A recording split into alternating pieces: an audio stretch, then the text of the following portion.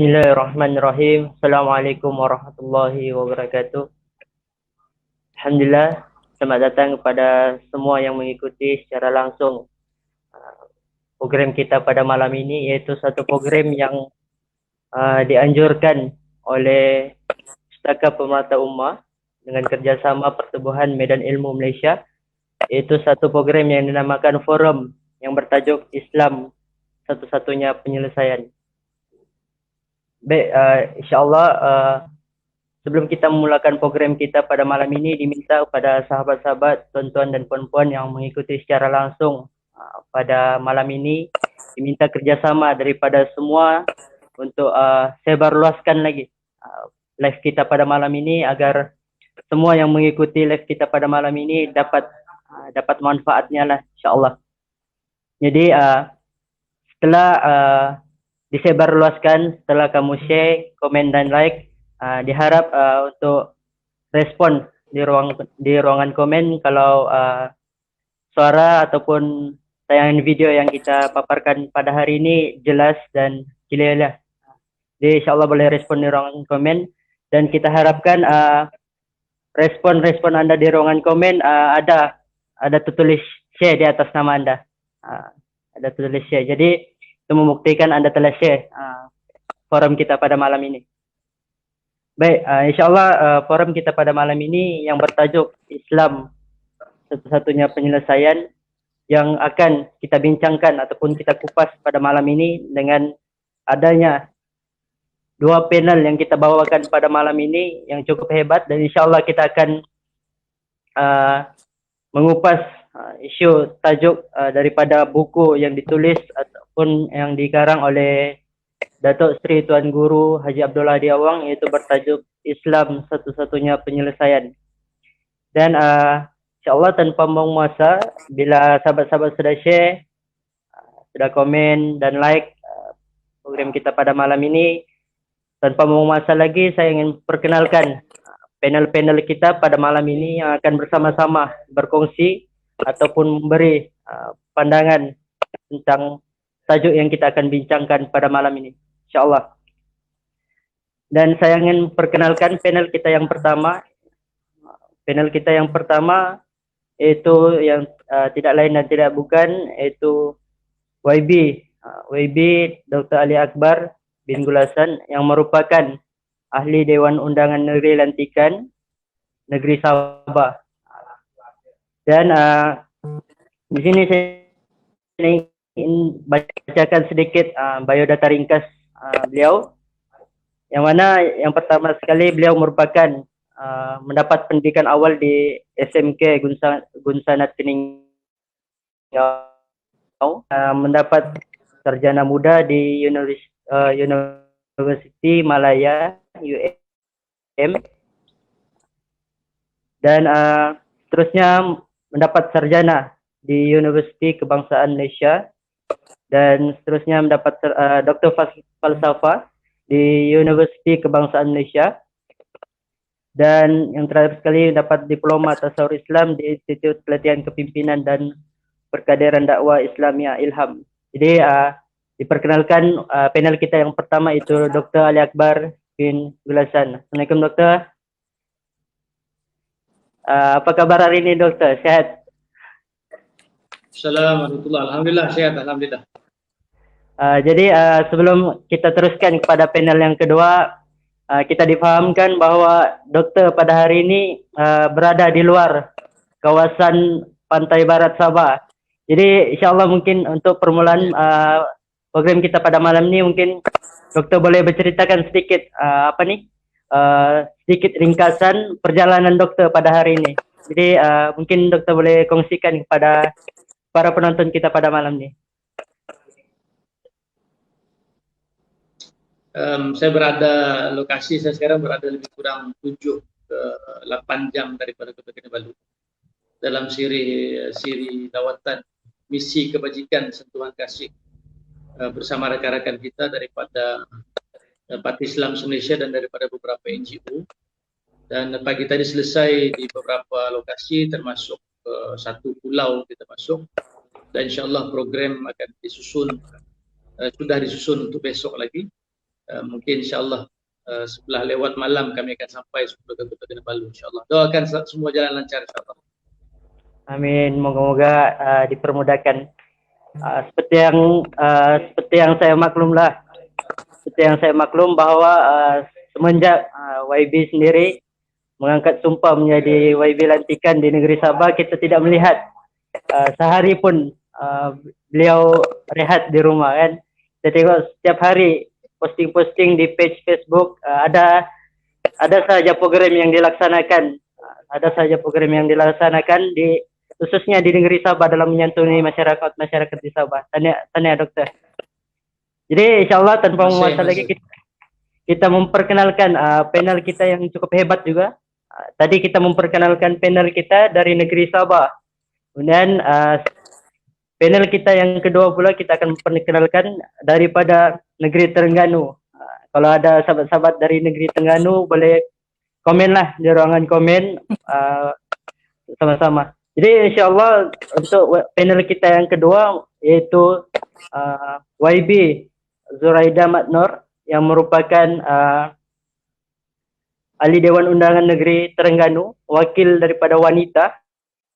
Jadi ini menjadi satu penambah semangat lah pada wanita-wanita di negeri Terengganu. Jadi mungkin boleh komen di ruangan komen. Jadi idola di negeri Terengganu sebab apa? Beliau merupakan seorang satu-satunya wanita yang menjadi ahli Dewan Undangan Negeri di negeri Terengganu. Jadi Assalamualaikum YB. Waalaikumsalam warahmatullahi. Apa khabar Saudara Azmi? Alhamdulillah baik. Jadi suara saya? Jelas YB. Okey, alhamdulillah. Jelas. Jadi tadi YB Dr. Ali ada kongsikan sedikit perjalanan program. Jadi mungkin YB boleh kongsikan juga lah sedikit apa yang dilaksanakan ataupun apa yang dibuat di Terengganu sendiri seperti yang kita nampak. Mungkin YB hari ini ataupun sekarang ni giat aktif dalam perkenalkan ataupun mempromosikan usaha-usaha muda di negeri Terengganu sendiri. Ataupun mungkin YB boleh kongsikan sedikit lah apa yang dilaksanakan di Terengganu pada hari ini. Okey, Assalamualaikum warahmatullahi wabarakatuh. Okey, sebenarnya kami baru saja selesai persidangan ahli Dewan Undangan Negeri sidang bajet pada tahun ini. Baru saja 2-3 hari lepas yang selesai. Dan sekarang ni kami lebih pada macam saya ni lebih program online. Macam sekarang tadi ada bengkel yang dianjurkan oleh Amirah Malaysia.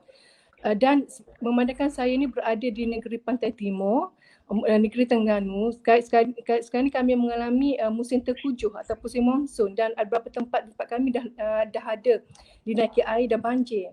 Jadi program sekarang ni wakil rakyat sekarang ni sibuklah menyantuni masa-masa banjir dan juga sekarang ni pergi ke pusat pemindahan sementara. Termasuk saya jugalah baru je balik dari pusat pemindahan, tapi alhamdulillah rumah saya tak banjir lagi. Jadi program diteruskan walaupun kita masih lagi dalam diuji dengan pandemik COVID, apatah lagi di Sabah kan doktor. Jadi maksudnya kita orang kata kita wakil rakyat ni memang tak duduk diam lah kan. Tapi saya nak maklum hari ini genaplah 2 tahun saya diangkat sebagai ahli Dewan Undangan Negeri mewakili wanita Terengganu. Genap hari ini 2 tahun. Alhamdulillah. Okay, baik, terima kasih pada YB Haja Zuraida ataupun yang dikenali sebagai Kak Da. Betul. Ya, Kak Da. Jadi lebih mesra dan biasa. Okey, baik. Jadi insyaAllah kita sudah memperkenalkan kedua-dua panel kita pada malam ini. Dan insyaAllah moga-moga kedua-dua panel kita dapat menjawablah soalan-soalan yang kita akan cuba berikan pada malam ini. Dan tajuk yang kita akan bincangkan pada malam ini iaitu berkaitan tentang Islam, satu-satunya penyelesaian. Berbagai persoalan yang timbul di masyarakat kita pada hari ini dengan tajuk yang kita coba bawakan pada malam ini. Moga-moga tajuk yang kita bawakan pada malam ini dapat menyelesaikan ataupun dapat menjawab segala persoalan-persoalan masyarakat di luar sana.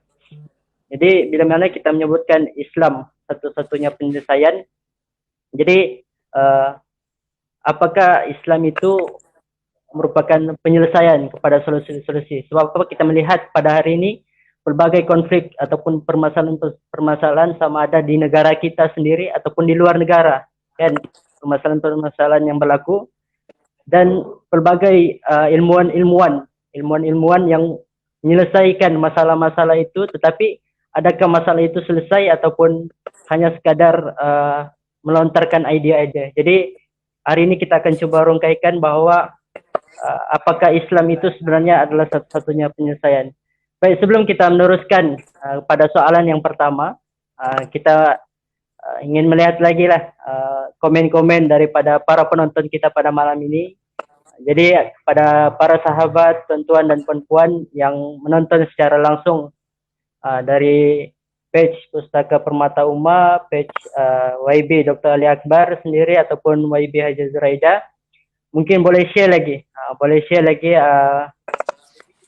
forum kita pada malam ini. Moga-moga tajuk yang kita bincangkan pada malam ini dapat dicapai oleh semua pihak masyarakat. Bahkan kita cuba target untuk capaian ini disampaikan kepada semua sehingga kan keluar negara lagi lah. So, tajuk yang kita bincangkan ini bersifat menyeluruh dan sesuai untuk seluruh lapisan masyarakat lah. Jadi tanpa memuaskan lagi, kita teruskan kepada soalan yang pertama. Dan untuk makluman semua, forum kita pada malam ini ada 3 pusingan. Minta maaf, ada 4 pusingan. Dan 3 pusingan itu akan ada soalan daripada saya sendiri selaku moderator, dan pusingan yang keempat kita akan bacakan komen-komen daripada para penonton. Mungkin kalau para penonton ada soalan yang ingin diajukan kepada panel-panel kita akan cuba ambil yang mana yang terbaik dan yang boleh kita ajukan kepada panel lah untuk menjawab soalan. Jadi sahabat-sahabat boleh tanyakan soalan di ruangan komen, insyaAllah saya akan baca lah. Jadi kita akan tanya soalan yang pertama daripada YB Zuraida ataupun Kak Da. Jadi boleh bersedia sudah? Ya, sila. Okey, insyaAllah untuk soalan yang pertama, bila kita sebut Islam ni satu-satunya penyelesaian, apa yang perlu kita fahami khususnya dalam memahami kerangka fikir ni? Mungkin YB boleh kongsikan apa yang kita perlu fahami dalam bila disebut Islam satu-satunya penyelesaian. Baik, sebelum tu ada sedikit pantun daripada saya pada YB. Pakai baju kain sutera, negara maju dan sejahtera. Dengan tidak membuang masa, dipersilakan YB Zuraida.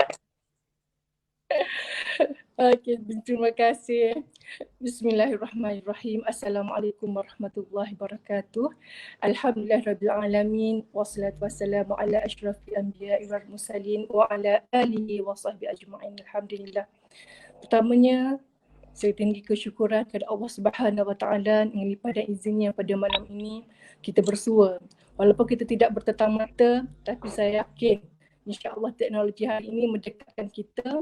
Dan hari ini kita mengikuti satu forum, bagi saya sangat indah, sangat cantik tajuknya, Islam satu-satunya penyelesaian.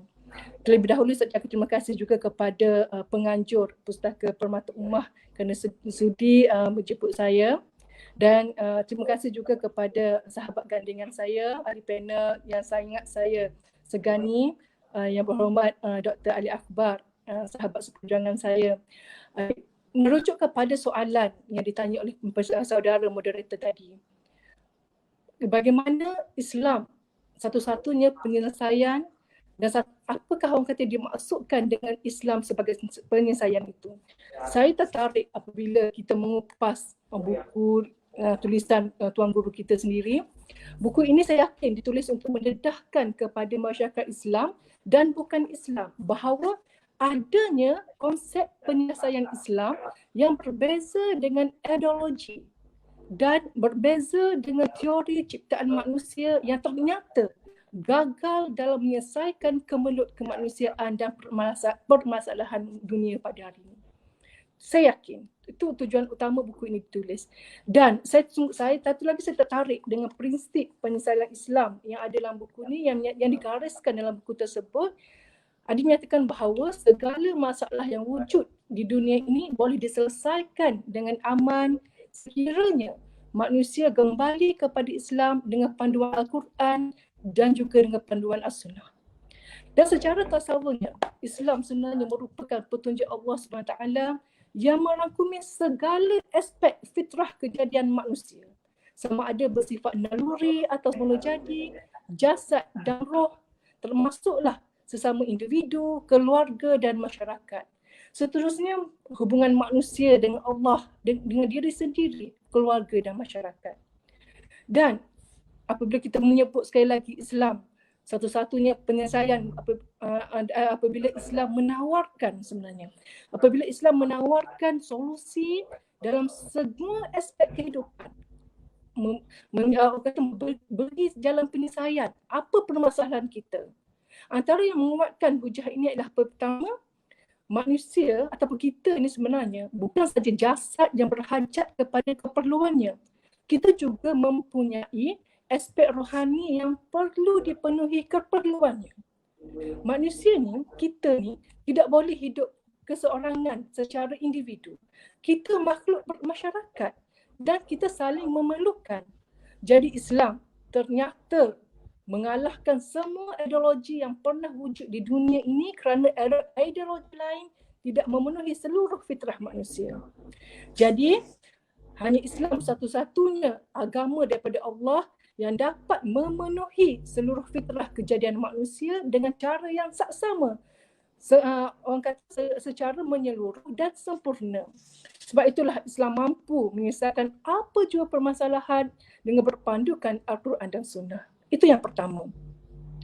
Dan yang kedua, yang menguatkan hujah bahawa Islam ada satu-satunya penyelesaian ialah Islam sebenarnya mendidik masyarakat dengan didikan yang menjadikannya selari dengan syariat, agama dan menepati undang-undang Islam. Kita biasa dengar, sokmo-sokmo kita dengar, kata sokmo, selalu dengar. Islam ini syumul, Islam ini sempurna, lengkap dan fleksibel, menjadikannya sesuai dengan semua zaman dan sesuai dengan semua tempat.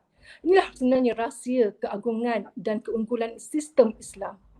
Ianya rukun yang saling lengkap melengkapi dan tidak mungkin mengambil sebahagian dan menolak sebahagian. Tidak mungkin akan tenggelam dalam dunia seperti yang berlaku kepada sistem ciptaan manusia. Sebab itulah kita sebagai manusia sebenarnya hendaklah sentiasa mengikut petunjuk Allah yang Maha mengetahui lagi bijaksana ini. Begitu juga kita perlu mematuhi peraturan Allah secara menyerah diri kepada ajaran Allah yang dinamakan Islam. Sebenar-benarnya kita ni ataupun manusia ni tidak patut mencipta peraturan sendiri dalam perkara di luar kemampuan akal dan pengalaman mereka atau perkara yang tidak diizinkan oleh Allah terhadap mereka. Saya ambil beberapa contoh sekiranya kita tidak meletakkan Islam di hadapan ataupun kita tidak jadikan Islam sebagai jalan penyelesaian.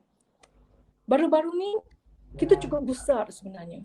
Cukup susah hati. Kalau keadaan sangat susah hati. Apabila kes bunuh diri di seluruh negara sepanjang tempoh PKP adalah sebanyak 269 kes dilaporkan. Itu yang dilaporkan. Itu kes yang bunuh diri. Belum lagi kes cubaan bunuh diri. Begitu juga kajian yang dijalankan oleh Malaysian Against Pornography pada tahun 2018. Kira-kira 80% kanak-kanak berusia 13 hingga 17 tahun menonton pornografi secara sengaja. Lebih mengejutkan juga pada PKP baru-baru ini, Malaysia menduduki tempat pertama di kalangan negara Asia yang mengakses laman Pornhub, iaitu laman pornografi terkemuka di dunia. Perkara ini menjadi kebimbangan apabila capaian internet pada hari ini menjadi satu keperluan bagi anak-anak ataupun remaja yang bersekolah pada masa kini. Ya, memang ada orang tanya, betul ke Islam mampu menyelesaikan masalah pengangguran, pornografi, jenayah, kemiskinan, kanak-kanak, dadah? Macam-macam orang tanya. Kita katakanlah bahawa masalah ini adalah berpunca dari sistem ciptaan manusia. Sebenarnya saya sangat tertarik dalam buku ni. Keburukan paling besar yang dilakukan oleh sebahagian manusia ialah mencipta peraturan, undang-undang dan cara-cara di luar kemampuan akal dan jasad mereka sendiri sehingga tidak dapat memenuhi keperluan fitrah kejadian manusia seluruhnya dengan sempurna. Sebab itulah ada seruan ditujukan kepada orang yang telah Islam supaya kembali kepada Islam yang sempurna setelah meninggalkan banyak daripada ajaran dan petunjuknya. Firman Allah, ya ayyuhallazina amanu dukhulu fi silmi kafah wa la tattabi'u khutuwati syaitan innahu lakum aduwwun mubin. Wahai orang yang beriman, masuklah kamu ke dalam Islam semuanya, keseluruhannya, dan janganlah kamu ikut langkah-langkah syaitan kerana sesungguhnya itu musuh yang nyata terhadap kamu. Ianya sebenarnya merangkumi juga, termasuk juga kalangan bukan Islam, diajak bersama Islam tanpa dipaksa menjadi penganutnya atau mereka terus kepada agama asalnya. Tetapi menerima Islam menerima Islam menjadi penyelesaian terhadap semua masalah masyarakat dan negara secara menyeluruh. Itulah di awal tadi saya ada sentuh. Manusia perlu bermasyarakat ataupun berjemaah. Ini memudahkan lagi jalan penyelesaian jadi pandu dalam Islam. Maka beruntunglah manusia yang bersama dengan jemaah atau bersama dengan masyarakat. Berjemaah ini bukan saja tuntutan syariat sebenarnya, malah sebenarnya sunnatullah. Islam sebagai agama fitrah dan peranan manusia sebagai khalifah adalah untuk mengimarahkan hablum minan nas ini. Okey, saya rasa cukup pusingan pertama. Moga-moga menjawab persoalan daripada moderator tadi dan saya serah kepada moderator, insya-Allah. Baik, alhamdulillah, terima kasih pada YB Zuraida atas pencerahan sebentar tadi. Dan saya cukup tertariklah dengan apa yang dikongsikan, yang pada awal-awalnya saya ada mengatakan bahawa pada zaman sekarang ni pelbagai masalah-masalah ataupun konflik yang timbul dan diselesaikan oleh maksudnya bukan diberikan pandangan idea daripada ilmuwan-ilmuwan, tetapi pandangan daripada ilmuwan-ilmuwan itu adakah menggunakan cara Islam yang sebenar ataupun sekadar mereka satu penyelesaian itu yang dinamakan sebagai ideologi, kan? Jadi bagaimana ideologi itu ditolak oleh jalan penyelesaian Islam. Jadi sangat menariklah bahwa ideologi yang diciptakan oleh manusia itu sebenarnya tidak mampu untuk menyelesaikan permasalahan-permasalahan yang timbul pada hari ini. Jadi salah satunya penyelesaian adalah Islam, satu-satunya penyelesaian. Jadi terima kasih kepada YB atas pencerahan dalam pusingan yang pertama ini. Jadi insyaAllah kita akan teruskan kepada panel yang kedua, panel yang seterusnya, yaitu YB Doktor. Dan insyaAllah saya akan bertanyakan soalan yang seterusnya. Doktor sudah sedia? Ya, okey. Okey, baik. Dalam konteks masyarakat majmuk yang ada dalam negara kita pada hari ini, yang ada di Malaysia khususnya, dan tidak lebih-lebih lagi kepada negeri Sabah sendiri yang mempunyai pelbagai masyarakat ataupun pelbagai kaum yang ada di Sabah sendiri dan khususnya di Malaysia. Bagaimana Islam itu adakah Islam itu sesuai dilaksanakan ataupun adakah penyelesaian Islam itu sesuai dilaksanakan dalam konteks masyarakat majmuk pada hari ini? Jadi insyaAllah mungkin YB boleh jelaskanlah. Baik, sebelum tu tadi ada pantun. Pantun daripada YB kepada YB Zuraida, dan di sini saya ingin memberikan pantun juga kepada YB Doktor. Dari Kota Kinabalu ke Sandakan, YB Dr. Ali bersama rombongan. Masa yang ada jangan disiakan, insyaAllah Doktor dipersilakan.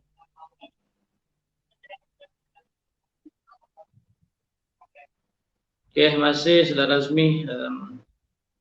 Nanti saya cuba cipta pantun kalau sempat di ujung lah, kalau sempat siap, kalau ada idea. Terima kasih juga kepada YB Haji Zuraida yang bersama kita malam ini. Pertama, tidak lain tidak bukan kita sebagai hamba kepada Tuhan, hamba kepada Allah, mensyukuri nikmat yang ada sampai saat ini kita masih lagi menjadi insan yang tunduk kepada Allah Ta'ala.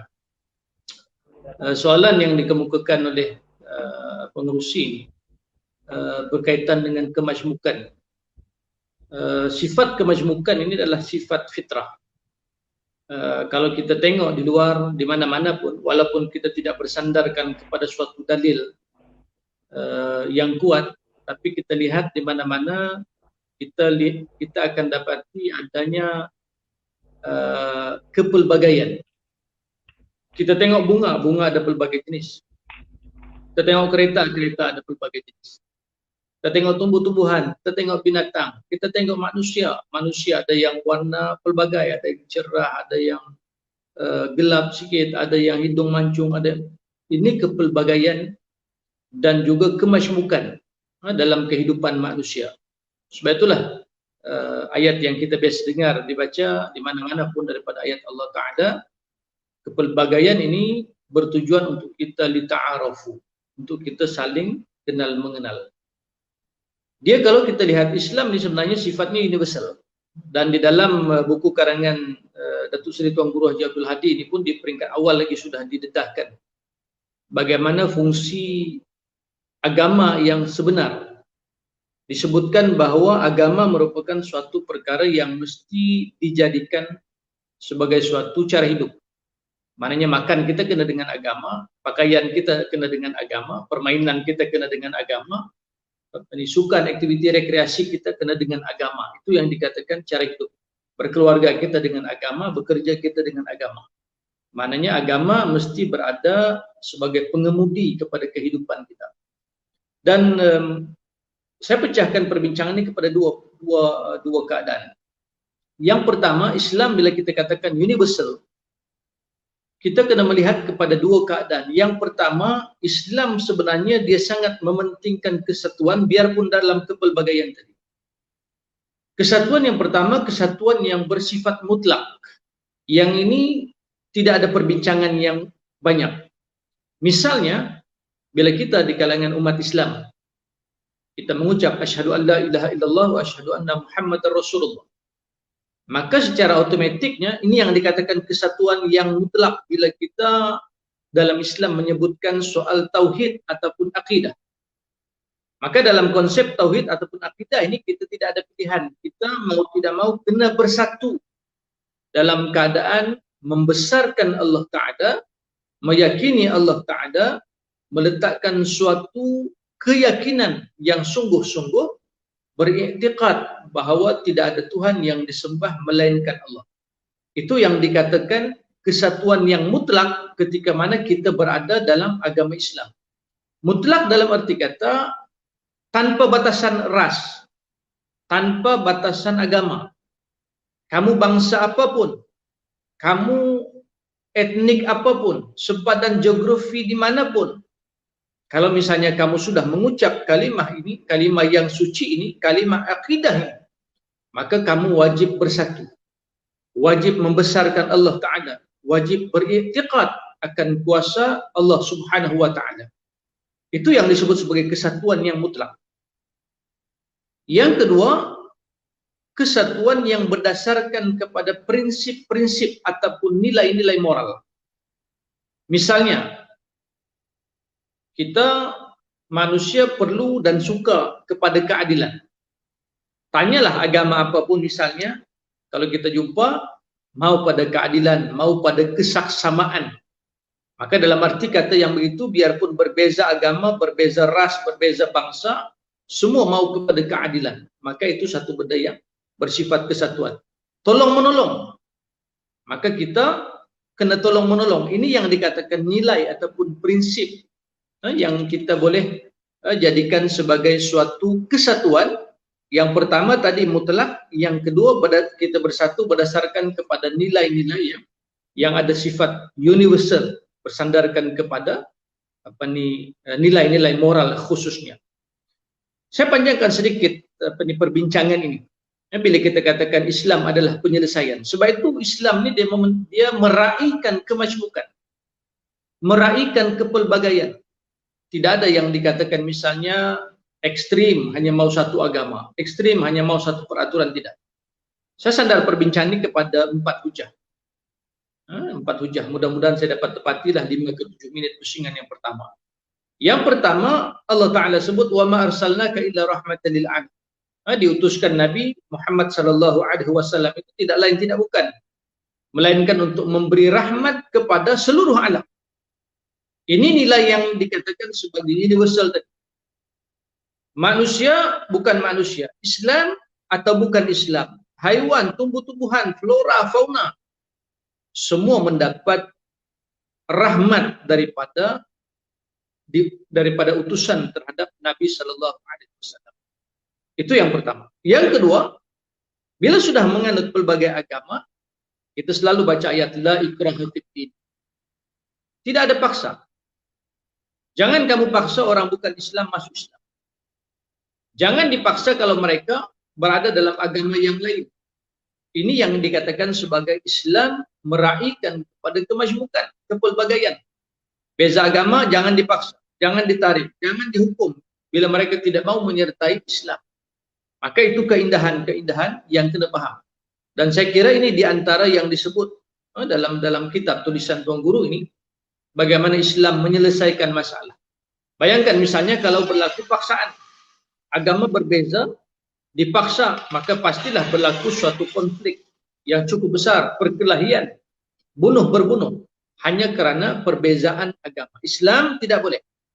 Bila Quran kata la ikraha fiddin, tidak ada paksaan dalam agama, maka kita tidak boleh paksa. Tetapi kita wajib menjalankan dakwah dan juga menunjukkan nilai-nilai yang baik terhadap mereka. Yang ketiga, yang kita baca juga, lakum dinukum waliyadin. Maka jangan ganggu agama lain. Sebab perbezaan agama ini sunnatullah. Kamu agama kamu, kami agama kami. Itu sifat bagaimana Islam meraihkan kepelbagaian. Maka tidak timbul isu misalnya bila orang Islam memerintah sebagai contoh, maka dipaksa orang bukan Islam masuk agama Islam, ikut ajaran Islam. Sedangkan ini dalam Quran menyebutkan lakum dinukum waliyadin. Saya, kamu. Maknanya tidak ada paksa. Tetapi saya simpulkan pusingan yang pertama ini, al-Islamu ya'lu wa la yu'la'. Dalam kepelbagaian tadi, dalam banyak-banyak pilihan, dalam ada A, ada B, ada C, sebenarnya disimpulkan dengan yang paling tinggi, yang paling baik, yang paling utama, al-Islamu ya'lu wa la yu'la' alaih. Dalam kita meraihkan kepelbagaian dan kemajmukan, yang paling baik pastilah yang disebutkan sebagai Islam. Jadi saya kira sebagai kesimpulan pusingan pertama, Islam tidak pernah menolak kemajmukan, lebih lagi dalam konteks seperti mana yang disebut oleh pengurusi. Bila kita duduk di Sabah ini, kemajmukan ini menjadi suatu nilai ataupun suatu keadaan yang sangat biasa. Dan kita pun tidak rasa pelik. Hatta misalnya kita duduk kadang-kalanya, dan kita pun sudah tahu, dalam satu keluarga ada kepelbagaian. Pelbagai bukan setakat pelbagai bangsa, pelbagai agama dalam satu rumah. Tetapi akhirnya kita kena yakini hanyalah Islam yang terbaik, Islam yang boleh menyelesaikan masalah manusia, sama ada masalah di dunia, sampailah di hadapan Allah Subhanahu wa taala. Saya serah semula kepada pengurusi.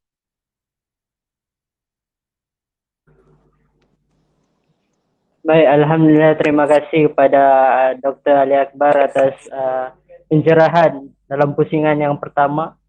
4 poin yang disimpulkan dalam soalan tadi, mana 4 poin itu sudah cukup untuk menjawab persoalan yang berlaku dalam negara kita, khususnya di Malaysia ini.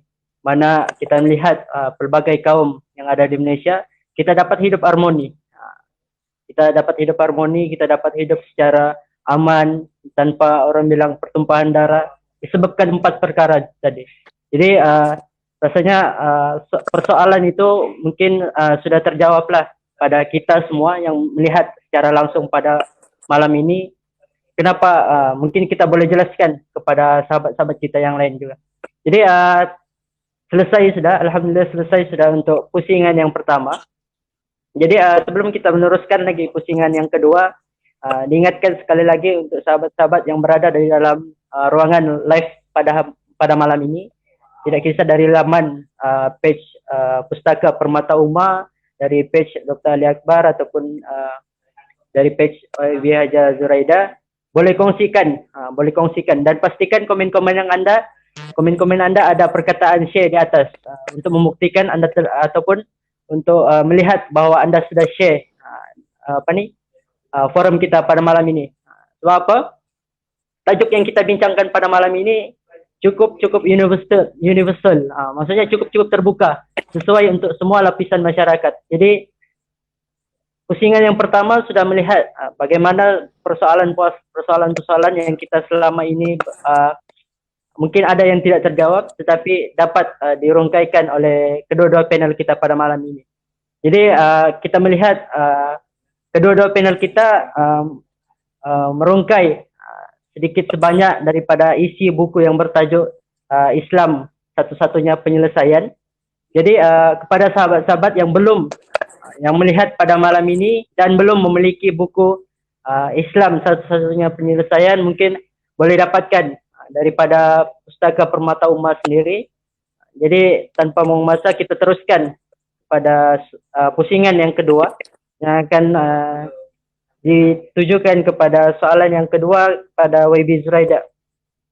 Jadi insyaAllah YB Kak Ada boleh bersedia? Ya, boleh. Okey, baik. Okey, soalan yang kedua. Soalan kedua ni, masyarakat pada hari ini ataupun segelintir masyarakat menganggap halal dan haram itu hanya pada makanan saja. Kita melihat ada masyarakat yang menganggap halal dan haram itu dia melihat pada makanan saja. Mungkin YB boleh kongsikan bagaimanakah konsep halal dan haram itu yang sebenar mengikut kaidah Islam itu sendiri. Jadi insyaAllah dipersilakanlah. Pantun ada tak pantun? Kalau tak ada Pantun. pantun, saya nak berpantun, nak tujukan pantun pada saudara Azmi. InsyaAllah boleh. Sudah tiba, hati-hati jika bah melanda. Halal dan haram soalan ditanya. Saudara Azmi mohon bersedia. Okey, saudara Azmi, terima kasih atas soalan tadi yang bertanya tentang konsep halal dan haram yang sebenar dalam Islam.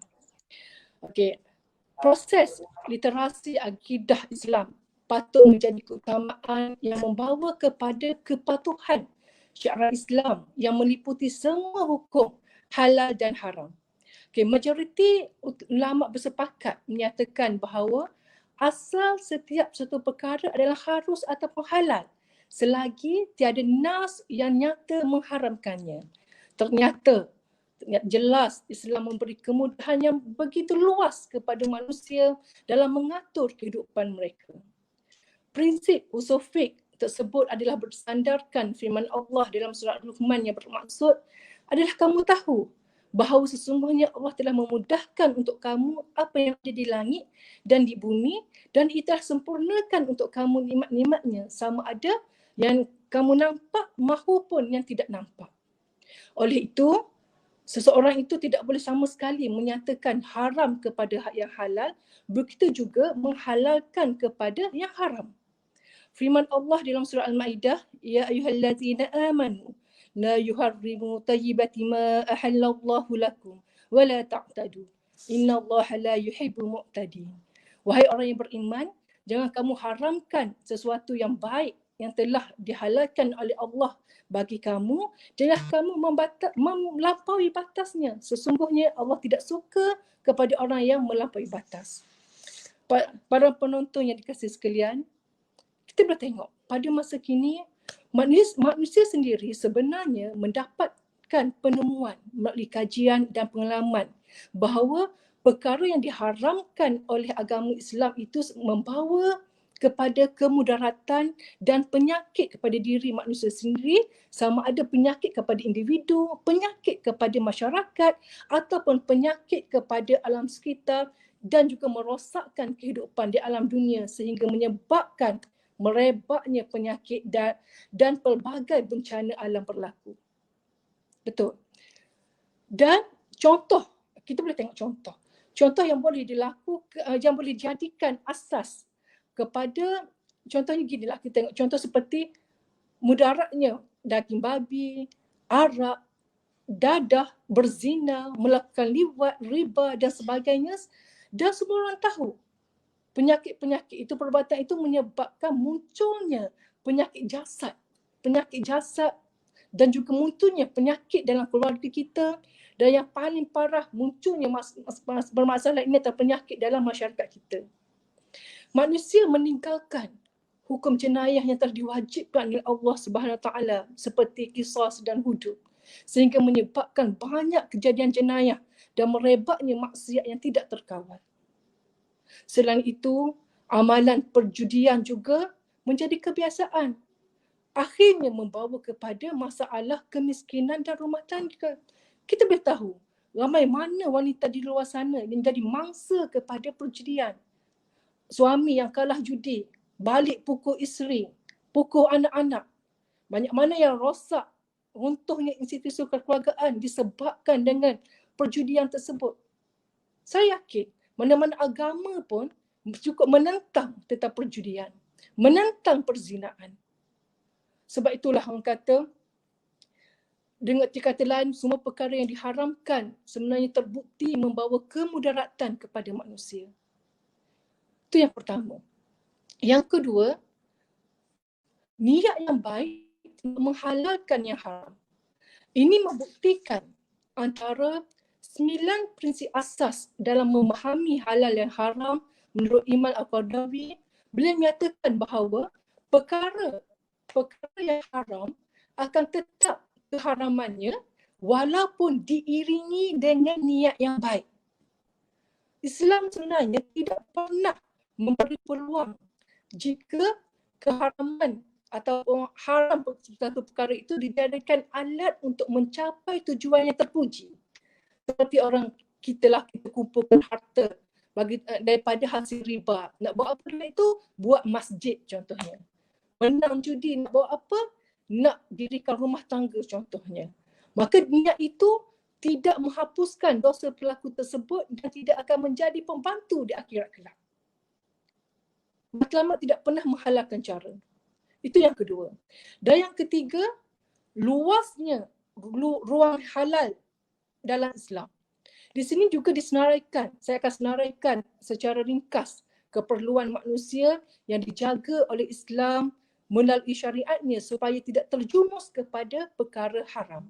Macam mana Islam itu menjaga kita, menjaga permasalahan, orang kata banyak perkara. Macam mana Islam menjaga kita melalui syariatnya supaya tidak terjerumus kepada perkara haram. Pertama, dalam melaksanakan ibadat. Urusan yang berkaitan dengan amal ibadat wajib dan sunat seperti kita solat, puasa, zakat, haji, bersumpah, bernazar, berzikir, berdoa. Semua itu adalah untuk menjaga hubungan kita dengan Allah dan tidak boleh dipisahkan. Kalau diputuskan, maka berlakulah kelalaian dan kesesatan yang membawa kepada keburukan. Okey. Itu yang pertama. Yang kedua, macam mana antara perkara yang dijaga oleh Islam supaya tidak terjumus kepada perkara haram adalah perkara yang melibatkan munakahah, iaitu urusan keluarga seperti berkahwin, memberi nafkah, perceraian dan sebagainya. Kita hidup berkeluarga adalah rukun hidup masyarakat yang memenuhi ikatan dan sistem yang menepati kehidupan fitrah manusia, roh dan jasad. Islam sangat menjaga urusan munakahah ini.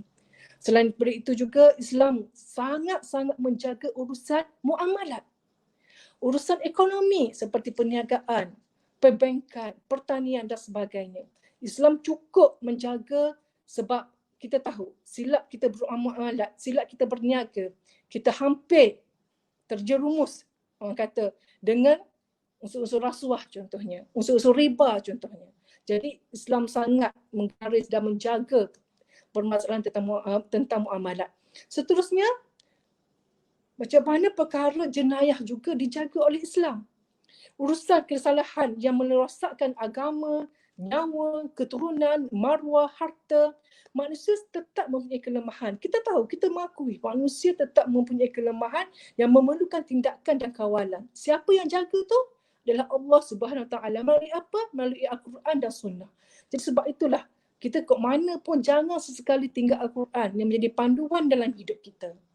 Dan yang terakhirnya, bagaimana Islam macam menjaga urusan siasah syar'iyah, iaitu urusan pemerintahan yang mentadbir dengan hukum hakam yang saya sebut tadi. Semua makhluk bermasyarakat memerlukan kepimpinan. Dan saya huraikan sedikit siasah syar'iyah secara ringkas. Itu satu pandangan ulama yang mendefinisikan siasah syar'iyah ini adalah suatu tindakan oleh pemimpin yang boleh menyelamatkan orang ramai dan menghindarkan mereka dari kehancuran, walaupun tindakan tersebut tidak dilakukan oleh Rasulullah SAW ataupun tidak ada wahyu berkenaan perkara berikut. Ini adalah bagaimana melaksanakan hukum Islam dengan cara yang tepat, dengan cara yang adil, sama ada dalam perkara yang ada nas ataupun tidak. Membezakan perkara yang wajib dilaksanakan dengan sebab tertentu yang dikenali dengan fi'alawiyat bagi memahami keutamaan. Namun, kerajaan tidak boleh melaksanakan sesuatu sewenang-wenangnya dengan alasan siasat syariah ini. Ini saya cuba gambarkan pengertian siasat syariah secara ringkas dan orang kata bagaimana luasnya ruang halal dalam Islam ini yang sebenarnya sangat-sangat dijaga oleh Islam melalui syariatnya.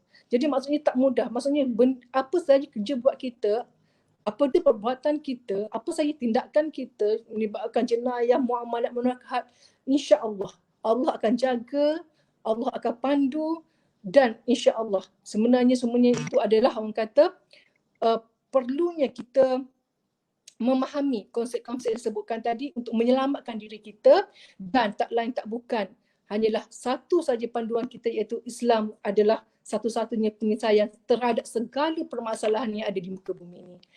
Saya cukuplah pusingan yang kedua. Saya serah kepada saudara moderator. Saudara Azmi.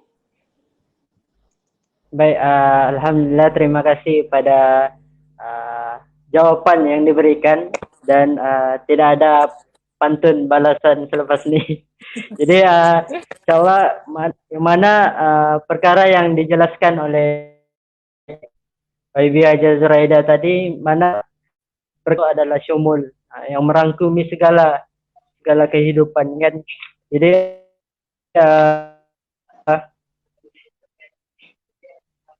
Ibu Zuraida atas soalan yang pertama, pusingan yang kedua. Jadi insyaAllah kita akan teruskan soalan yang kedua untuk pusingan yang kedua ini yang ditujukan kepada YB Dr. Alis sendiri. Jadi YB Dr. boleh bersedia? Oke. Ya, boleh. Untuk soalan yang seterusnya, insyaAllah untuk soalan yang seterusnya, soalan yang berkaitan tentang sentimen politik kotor, sentimen politik kotor yang war-warkan ataupun yang dicakap-cakap oleh masyarakat ataupun netizen pada hari ini. Soalan kepada YB, adakah panduan Islam dalam menyelesaikan solusi dalam kemelut politik ni? Itu apa kita melihat itulah sentimen politik kotor itu tidak sesuai. Orang yang mengatakan politik ini kotor tidak sesuai disatukan dengan Islam itu sendiri yang suci dan bersih. Jadi mungkin Doktor boleh kongsikan panduan Islam sebagai solusi dalam kemelut politik ini. Jadi insyaAllah tanpa masa dipersilakan. Oke, masih pada pengurusi. Kita dengar lama sudah soal politik kotor ini. Pada saya ada beberapa perkara yang harus kita lihat. Yang pertama, tatkala kita mencari kuasa, ada juga orang lain yang cuba untuk mendapatkan kuasa. Maknanya kalau ada pihak yang cuba untuk mendapatkan kuasa, ada juga pihak lain yang cuba untuk mendapatkan kuasa. bila berlakunya pertembungan ataupun konflik yang seumpama ini, maka masing-masing akan cari modal, akan cari apa perkara yang boleh digunakan sebagai senjata untuk menunjukkan suatu perkara yang dilakukan oleh dia baik, yang dilakukan oleh orang lain itu adalah tidak baik. Saya melihat keadaan yang seumpama ini berlaku tatkala sebahagian mengatakan bahawa politik itu kotor.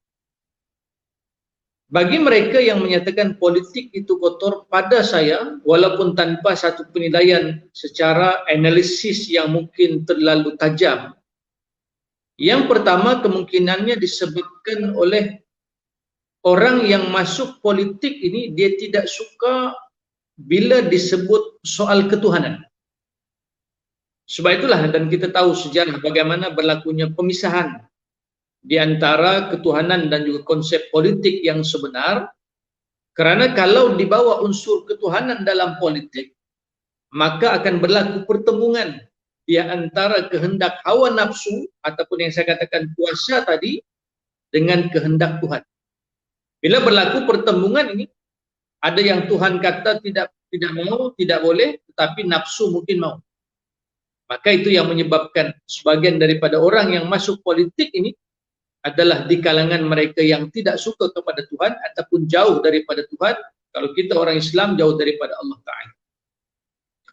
Yang kedua, saya tengok sebahagian orang, ini pemerhatian saya, kan, dan sedikit daripada pembacaan umum.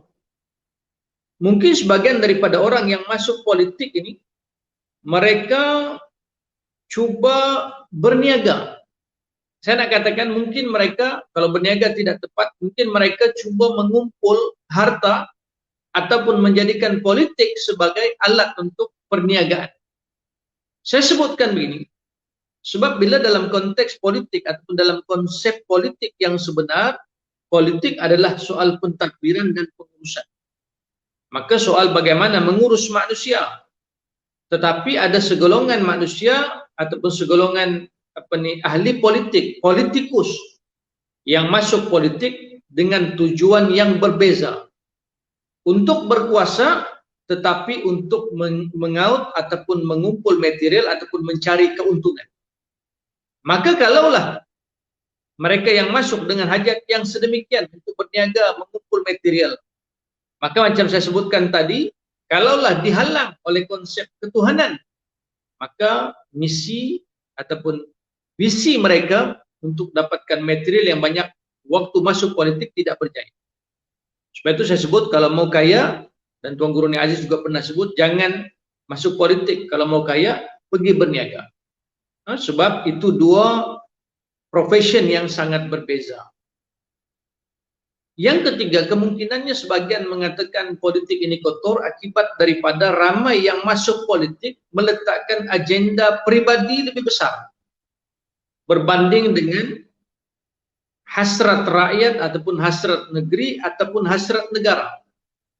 Maka bila agenda pribadi lebih besar, akhirnya akan berlaku pertembungan, akan berlaku konflik, akan berlaku ketidak saling fahaman di antara satu dengan yang lain.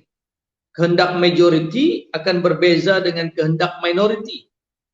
Yang orang politik tadi akan kaya, bina rumah besar, ada mahligai, ada banglo. Yang orang miskin tidak ada makanan, tidak ada rumah, tidak ada pekerjaan. Mereka merempat menjadi gelandangan. Sebab golongan politikus yang tadi mementingkan kepada kebendaan dan juga ciri-ciri pribadi. Maka bila orang melihat secara umumnya begitu, yang masuk politik tadi jauh daripada Tuhan ataupun mementingkan ideologi yang sesat. Yang masuk politik tadi dia cuba untuk berniaga, untuk mengumpul harta. Yang masuk politik tadi atas tujuan-tujuan pribadi melebihi daripada tuntutan dan keperluan umat. Maka pastilah mereka yang nampak kepada orang yang seumpama ini akan mengatakan politik itu kotor. Itu diantara mungkin sedikit pandangan awal. Bagi kita, bila kita membincangkan bagaimana Islam adalah penyelesaian, kita kena bangga bila kita bawa politik sewaktu kita bawa agama sewaktu kita berpolitik. Sebab kita ada sandaran yang kuat bagaimana agama mengemudi kita supaya politik yang kita bawa ini politik yang benar-benar patuh kepada Tuhan yang menjadi pencipta kepada kita.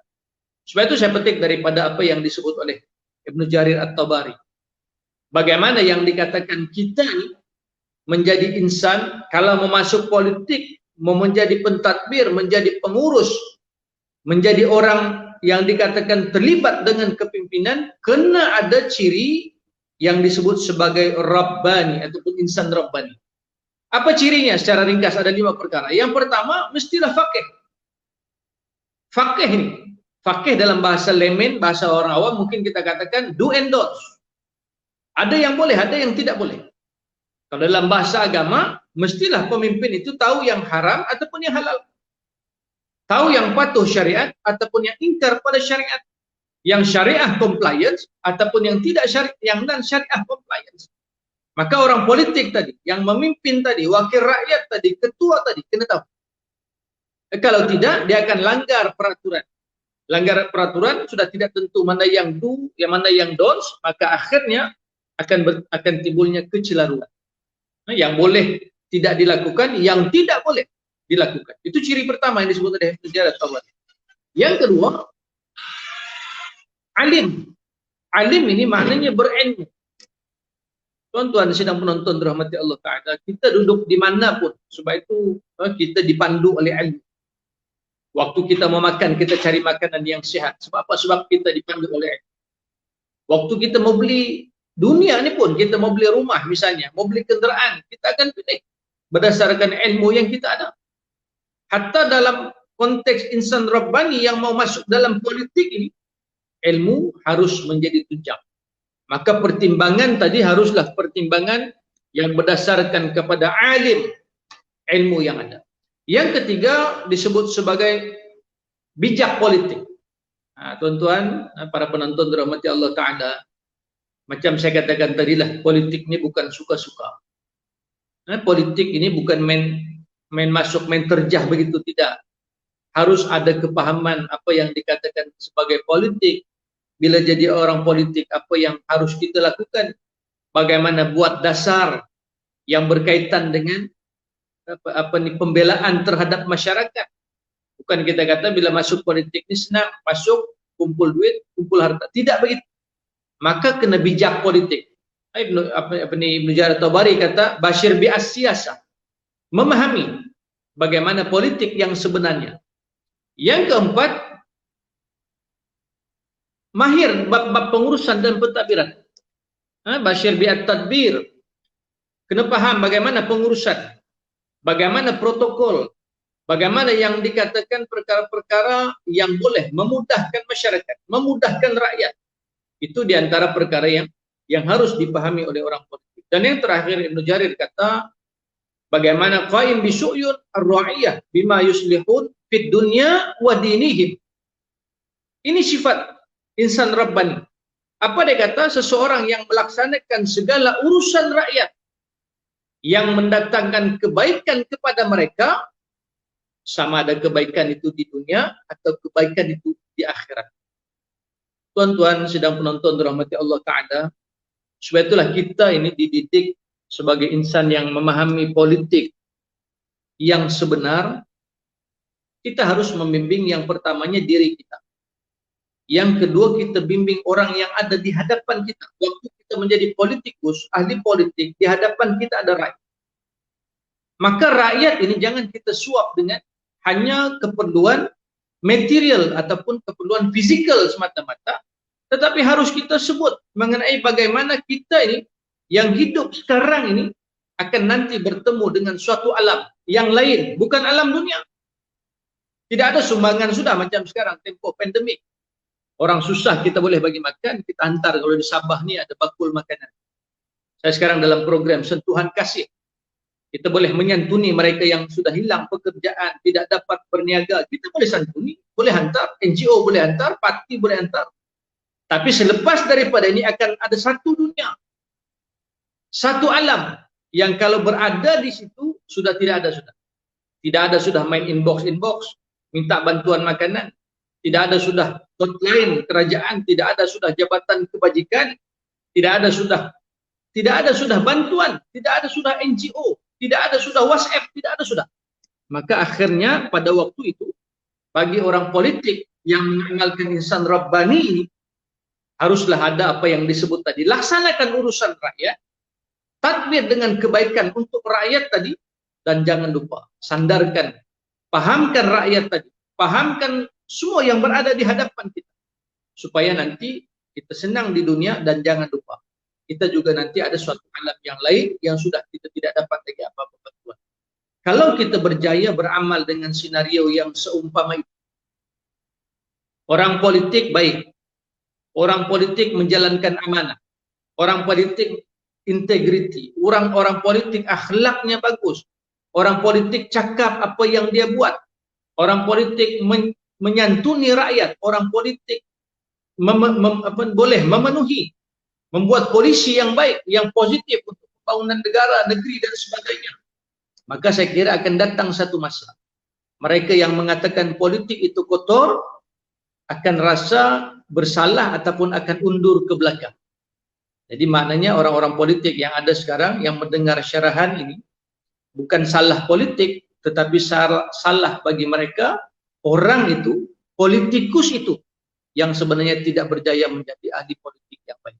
Jadi mudah-mudahan kita doakanlah ahli-ahli politik yang ada di Malaysia ini khususnya menerima dan membuat kerja berdasarkan kepada akal yang baik, dan pastilah yang terbaik tatkala orang politik itu menyandarkan kehidupan dia, ketika mana mereka sandarkan kehidupannya kepada Tuhan, kepada Pencipta, kepada Allah Subhanahu wa taala. Saya serah semula kepada pengurus Yazmi.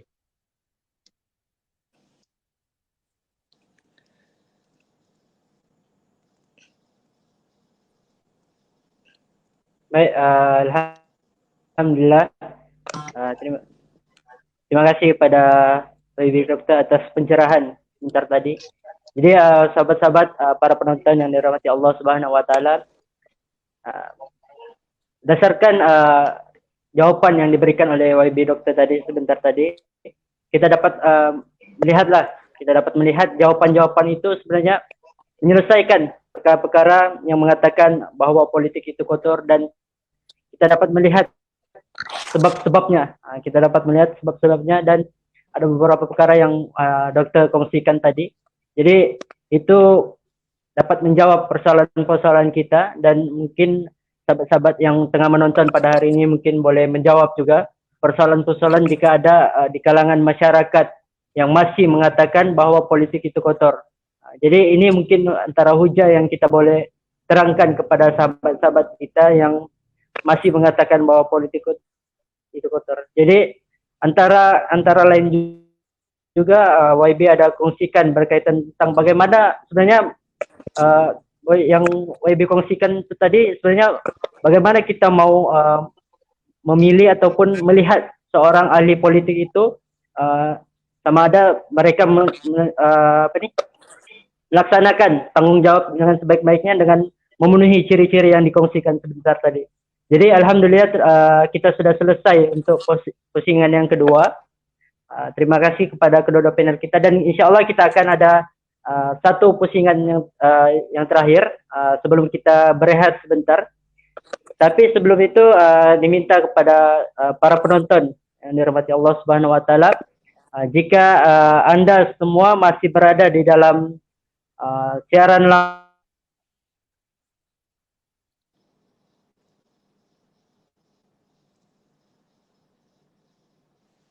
Allahu Akbar. Mungkin di sini kita dapat melihat bahwa para penonton masih setia bersama-sama kita pada malam ini. InsyaAllah boleh komen Allahu Akbar di ruangan komen. Kita mau lihat sama ada para penonton yang bersama-sama kita pada malam ini masih sehatkah ataupun ada yang sudah mula-mula layu matanya. Dan insyaAllah diminta kepada para penonton untuk share lagi. So kita melihat dua pusingan yang pertama ini sungguh orang bilang ilmu yang dikongsikan kepada kedua-dua panel kita menjawab persoalan yang cukup bermakna lah dalam situasi yang sekarang ini. Jadi perkara-perkara itu semua kita boleh sepatutnya kita boleh kongsikan kepada ramai lagi masyarakat di Malaysia khususnya, untuk sama-sama kita merungkai persoalan-persoalan yang ada di dalam negara kita, khususnya dalam topik yang kita bincangkan pada malam ini. InsyaAllah, tanpa membuang masa lagi, kita teruskan kepada pusingan yang ketiga.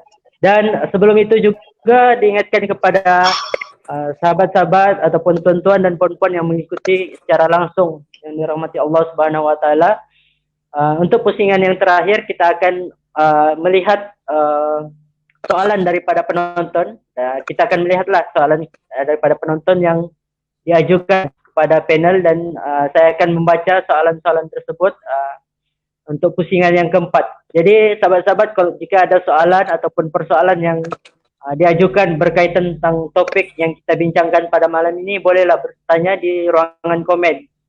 InsyaAllah mana yang sempat dibaca kita akan bertanya terus kepada panel untuk pusingan yang keempat nanti.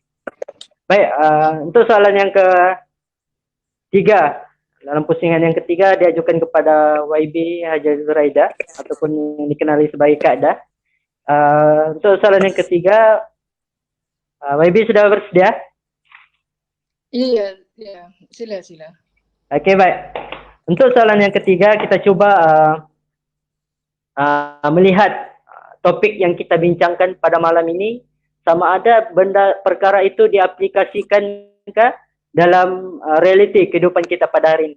Dan soalannya adalah, baru-baru ni kita melihat negeri Terengganu telah selesai bersidang dalam persidangan Belanjawan 2021.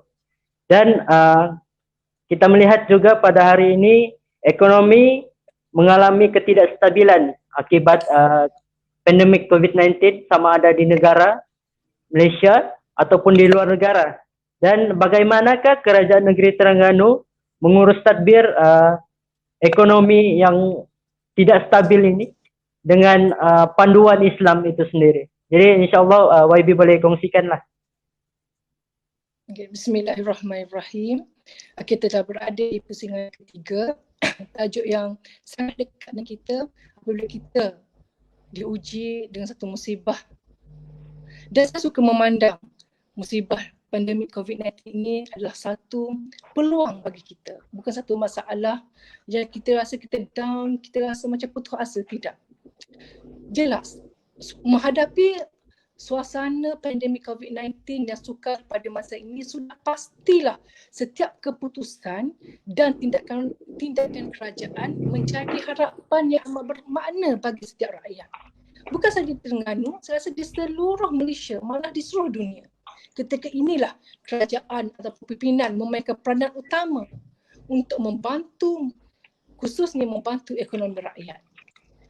Kita tahu ramai rakyat kita yang terkesan, ramai yang hilang pekerjaan dan terputus orang kata sumber pendapatan. Hidup kita tidak lagi seperti biasa, betul tak? Terpaksa menjalani kebiasaan baru, new normal. Tapi yakin, ingatlah, atas dasar keimanan, kita percaya bahawa kesukaran yang ditakdirkan oleh Allah Subhanahu Wa Taala buat kita pada hari ini adalah untuk menyerlahkan kemudahan pada hari esok. Seperti yang difirmankannya, fa inna ma'al usri yusra, inna ma'al usri yusra. Oleh itu, maka tetapkanlah kepercayaanmu bahawa sesungguhnya tiap-tiap kesukaran disertai kemudahan. Sekali lagi Allah tegaskan bahawa sesungguhnya tiap-tiap kesukaran disertai dengan kemudahan. InsyaAllah, saya yakin menerusi Belanjawan 2021 Negeri Terengganu Darul Iman baru-baru ini, kita sebenarnya berusaha dan bertawakal kepada Allah SWT, Tuhan yang memberikan manfaat dan mudarat untuk memulihkan keadaan, seterusnya memacu kecemerlangan demi kesetaraan semua rakyat. Itulah, dan hari ini saya nak berkongsi apa yang kami kerajaan cuba laksanakan berpandukan, orang kata panduan Islam sudah pasti. Sebab kita adalah negeri Terengganu maju, berkat dan sejahtera. Sejahtera dan rasa selamat berada di negeri Terengganu apabila kita mendapat rahmat ataupun kasih sayang daripada Allah Subhanahu Wa Taala.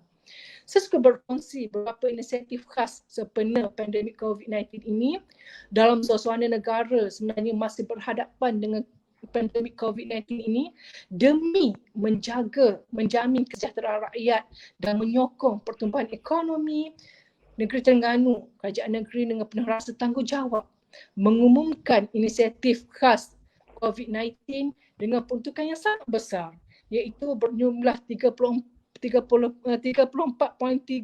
juta bagi melaksanakan inisiatif khas untuk rakyat kita.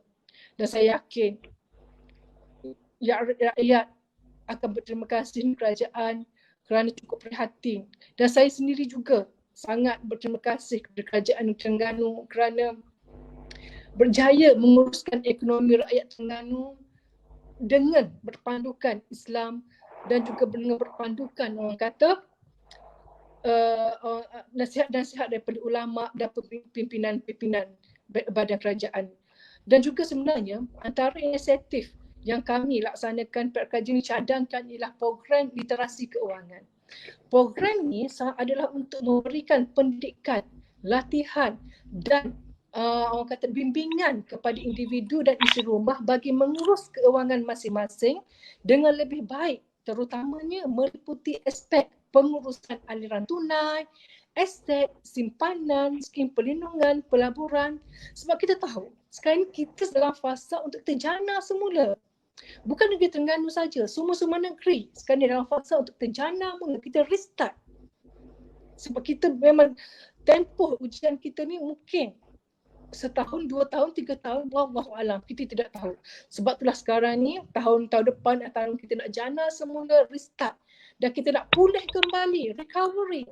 Dan kita nak memperkasakan semula dan mengurus semula struktur ekonomi kita dengan saya sebut tadilah, dengan mengambil Islam sebagai jalan penyelesaian, mengambil orang kata panduan yang ditetapkan oleh Islam untuk mentadbir kerajaan negeri Terengganu. Saya suka juga berkongsi tentang inisiatif yang kami cuba bantu golongan yang terjejas. Bantuan ini disediakan terutamanya bagi menyokong kumpulan isi rumah B40 dan golongan yang ditimpa musibah kesihatan dan bencana. Sebanyak 7 juta diperuntukkan bagi bantuan persekolahan. 5 juta bagi tabung darul iman. Tabung darul iman ni tabung yang sekiranya ditimpa musibah, bencana ataupun sakit yang kronik, kita ada satu tabung khas dinamakan tabung darul iman untuk kita bantu rakyat kita. Dan juga kita ada 3.5 juta bagi tabung pemulihan PKS. Yang PKS itu persahawan kecil dan sederhana. Dan juga kita akan bantu sebanyak 48,500 isteri rumah golongan B40 yang kita akan terima. Kita bagi one off sebanyak RM200 dengan melibatkan pertukaran sebanyak 97 juta.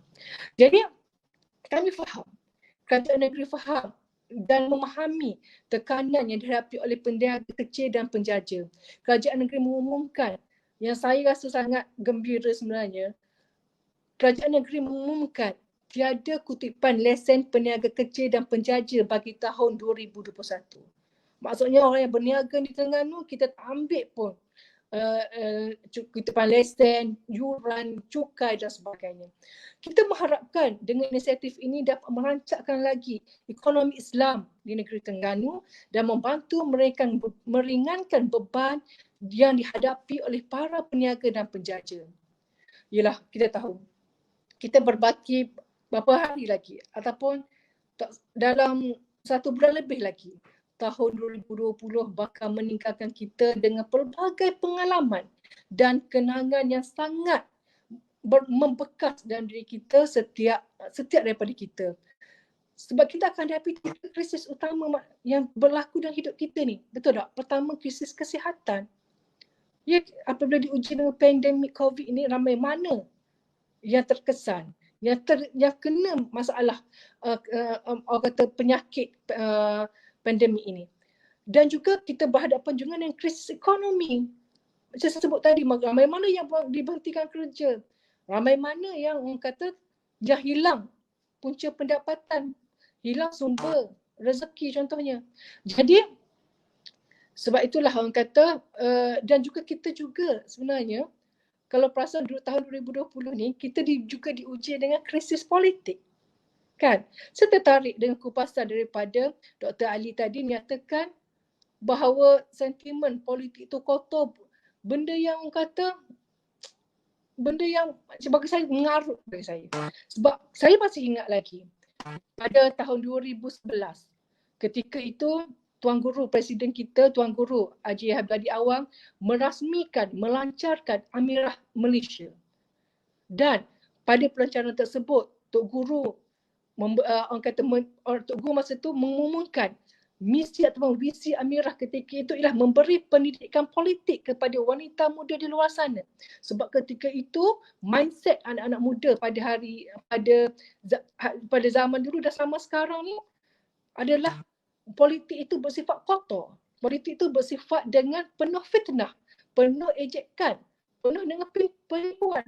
Sebablah kami peranan orang kata Amirah atau peranan anak muda Muslimat muda PAS ini memberi pendidikan politik, menjelaskan apa itu pendidikan politik kepada wanita muda, bahawasanya politik telah bersifat mulia, penuh dengan orang kata penuh dengan keadilan dan kita wajib memilih pemimpin mana yang wajib kita kita pilih untuk memilih pemimpin yang meletakkan Al-Quran dan Sunnah sebagai sumber rujukan utama dalam pentadbiran negara. Sebab itulah pentingnya anak-anak muda bersama memperjuangkan Islam, sama-sama duduk sebaris dengan kami Amirah, insya-Allah. Kita sama-sama memberi pendidikan politik di samping kita melibatkan diri, partisipasi kita dengan masyarakat. Okey, berbalik tadi pada yang situasi ekonomi di negeri Terengganu ini, saya mengharapkan, saya sangat berterima kasih kepada kerajaan pusat kerana menyediakan pakej-pakej rancangan ekonomi dan belanjawan yang kata dapat mampu menggembelengkan kembali ekonomi dan menjamin kesejahteraan sosial negara kita. InsyaAllah. Manakala dari segi politik, sebab kita juga tahun 2020 yang saya sebut tadi, kita diuji dengan sedikit politik, kita yakin dari segi politik kita kita perlu memperkasakan kerjasama politik yang ada bagi memastikan kestabilan negara kita dapat diteguhkan, dipertahankan, terutamanya melalui mufakat nasional dan perikatan nasional.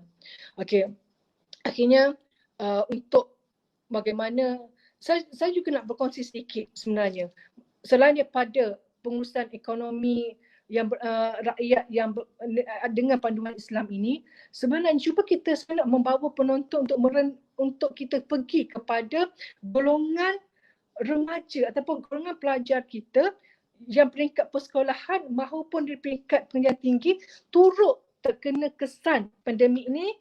Dan juga sebenarnya kita tahu pendidikan pada hari ini menuntut penggunaan teknologi kepada para pelajar dengan mengikuti pengajian mereka. Maksudnya mereka ni belajar online. Nak ataupun tak nak, mereka perlu ada kemudahan internet yang baik. Mereka perlu ada satu orang kata tempat yang kondusif untuk mereka belajar. Jadi saya ni ramai rakyat jumpa kita sebenarnya dikata mereka mempunyai masalah untuk kita akses internet di rumah dan juga suasana rumah mereka tidak sesuai untuk pembelajaran atas talian. Yalah, contohnya anak 5 bersekolah, duduk di rumah flat ada 2-3 bilik. Di mana tempat mereka nak online? Dengan ada gangguan, dengan anak-anak kecil dan sebagainya. Sebab itulah saya mencadangkan sebenarnya agar fungsi institusi masjid dan juga perpustakaan desa dikembangkan. Maksudnya masjid ataupun perpustakaan desa ini boleh dijadikan alternatif untuk aktiviti pembelajaran akademik atas talian. Antara langkah yang boleh dilaksanakan adalah apabila kita menyediakan kemudahan akses internet. Di masjid ada internet, di pustaka ada internet dan sediakan ruang belajar yang sesuai. Tidak terlalu orang kata special sangat, cukup dengan meja Jepun contohnya, cukup dengan tikar untuk mereka ada tempat alternatif selain pada rumah. Mereka boleh menggunakan masjid, boleh menggunakan perpustakaan awam sebagai tempat untuk mereka belajar atas talian. Itulah orang kata sedikit sebanyak bagaimana kita ni sebagai kerajaan melaksanakan, implementkan apa yang kita yang kami cuba orang kata belajar daripada Islam menyelesaikan segala permasalahan ummah, dan juga dari segi ekonomi, dari segi pendidikan, kesihatan dan pelbagai lagi. Dan insya-Allah saya rasa benarlah orang kata Islam ni adalah petunjuk Allah dan memberi rahmat kepada seluruh alam, memberi rahmat kepada kita rakyat Malaysia dan juga khususnya rakyat Terengganu, rakyat kita. Dan hari ini saya yakin apabila kita berada di landasan yang benar, insya-Allah Allah akan pimpin perjalanan hidup kita. Allah akan beri berkat rahmat kepada kita. Sebab slogan ke Terengganu maju, berkat dan sejahtera. Okey, saya serahkan balik kepada saudara moderator. Alhamdulillah, terima kasih pada YB Zuraida atas pencerahan sebentar tadi berkaitan tentang ekonomi mengikut panduan daripada Islam. Kita melihat pelbagai inisiatif-inisiatif yang dikeluarkan oleh kerajaan negeri Terengganu khususnya, dan kita mengharapkan bahawa negeri-negeri yang lain pun turut sama mengeluarkan inisiatif-inisiatif rancangan untuk rakyat dalam memulihkan ataupun menjana semula ekonomi Islam ni khususnya. Jadi kita melihat apa yang dibincangkan ataupun yang diberi pencerahan kepada YB Zuraida sangat terkait dengan apa yang Dr. Ali sampaikan tadi berkaitan tentang bila mana kita mempunyai seorang pemimpin yang mempunyai ciri-ciri Rabbani itu, kita dapat melaksanakan segala perkara-perkara yang melandaskan syariat Islam itu sendiri. Jadi kita melihat sendiri pembentangan ataupun perbahasan belanjawan 2021. Jadi kita melihat di sana pelbagai inisiatif rancangan yang diberikan kepada rakyat khususnya. Jadi alhamdulillah kita sudah selesai dalam pusingan yang ketiga dan soalan yang pertama dalam pusingan yang ketiga. Jadi kita akan pergi kepada soalan yang kedua dalam pusingan yang ketiga ini yang ditujukan kepada YB Dr. Ali Akbar. Jadi sebelum itu kita ingin melihat respon-respon daripada sahabat penonton kita pada malam ini. Tuan-tuan dan puan-puan mungkin boleh respon di ruangan komen sama ada masih mengikuti secara langsung kita pada malam ini. Dan kita akan pergi kepada soalan yang terakhir insya-Allah daripada saya sendiri, dan selepas daripada itu saya akan melihat soalan-soalan daripada para penonton kita pada malam ini. Jika ada soalan mungkin boleh ajukan di dalam ruangan komen.